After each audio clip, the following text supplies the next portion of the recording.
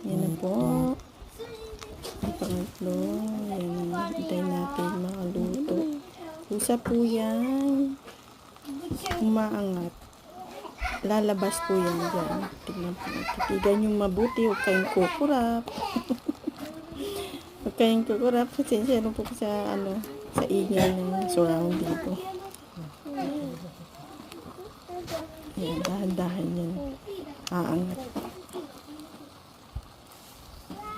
Huwag kayong kukurap, ha? Ayan po. Yan na.